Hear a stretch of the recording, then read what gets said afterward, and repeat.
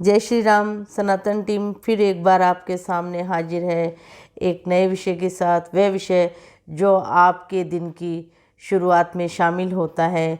आज हम बात कर रहे हैं हनुमान चालीसा की। अजर अमर हनुमान जी की हनुमान चालीसा पढ़ते समय क्या क्या सावधानियां रखनी चाहिए, हनुमान चालीसा की पंक्ति जाप का क्या महत्व है, हनुमान चालीसा की प्रत्येक पंक्ति का क्या अर्थ है।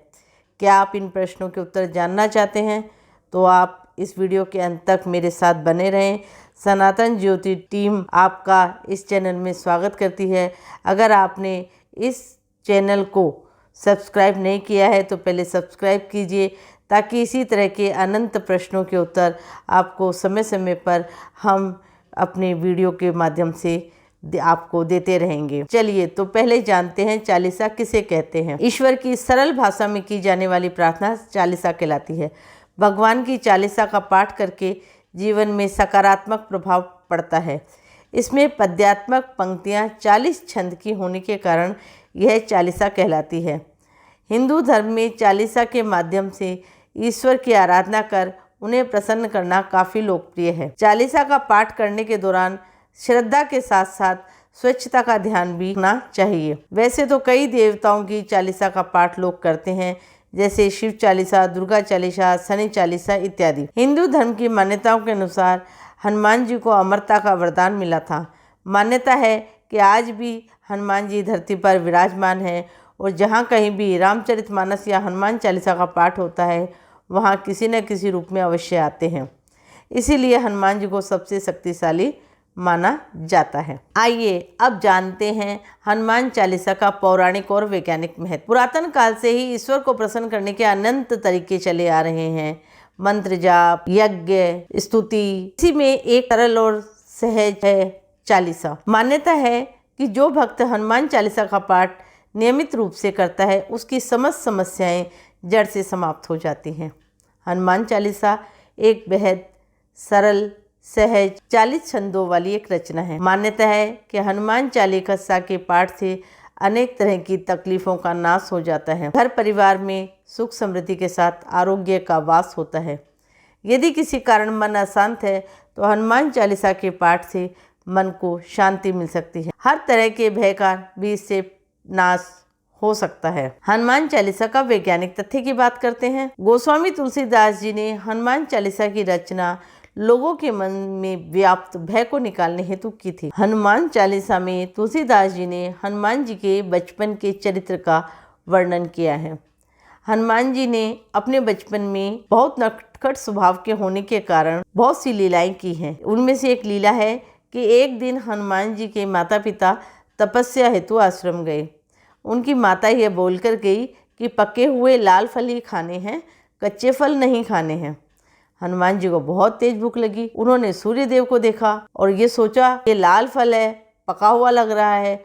भूख के कारण हनुमान जी सूर्य को खाने के लिए उड़ गए। उन्होंने सूर्य देव को अपने मुंह में ले लिया। इस घटना का वर्णन करते हुए तुलसीदास जी ने एक दोहे के माध्यम से हनुमान चालीसा में लिखा है, जुग सहस्त्र योजन पर भानु, लील्यो ताहि मधुर फल जानू। हनुमान जी ने सहस्त्र योजन की दूरी पर स्थित भानु अर्थात सूर्य को मीठा फल समझकर खा लिया। हनुमान चालीसा स्वयं में ही संपूर्ण है। हनुमान चालीसा में हनुमान जी और श्री राम जी की कई कहानियों का उल्लेख मिलता है। हनुमान चालीसा लिखने वाले तुलसीदास जी श्री राम के बहुत बड़े भक्त थे। हनुमान चालीसा पढ़ते समय कुछ सावधानियां रखने की आवश्यकता होती है। जैसे पहले हनुमान जी के इष्ट श्री राम जी का चित्र की स्थापना चौकी पे लाल वस्त्र बिछाकर उसके ऊपर करनी चाहिए।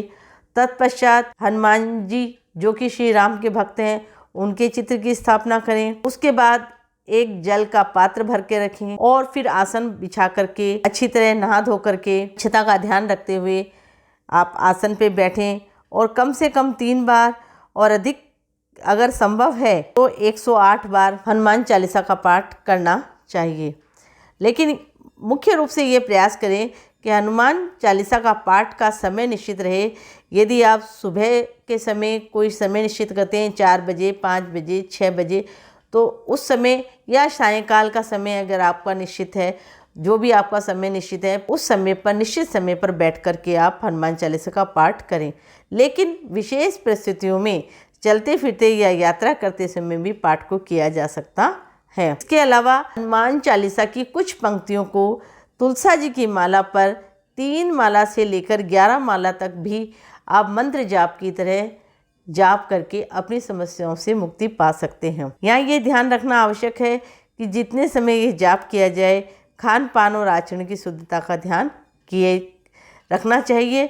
और श्री हनुमान की पूजा करने से पहले उनके इष्ट देव श्री राम का नाम स्मरण करना चाहिए, नाम जप करना चाहिए। उसके बाद ही हनुमान चालीसा पढ़नी चाहिए। हनुमान चालीसा की हर एक पंक्ति में विशेष बातें बताई गई हैं। उनमें से कुछ विशेष पंक्तियों को मैंने अभी पहले भी बताया कि मंत्र जाप की तरह आप तुलसा जी की माला पे पढ़ सकते हैं। जैसे अगर आपके बच्चे का मन पढ़ाई में नहीं लग रहा है तो आपको इस छंद का पाठ करना चाहिए। बल बुद्धि विद्या देहु मोहि हरऊ कलेश विकार। यदि आपके मन में बिना मतलब का डर या भय व्याप्त हो तो पढ़ना चाहिए।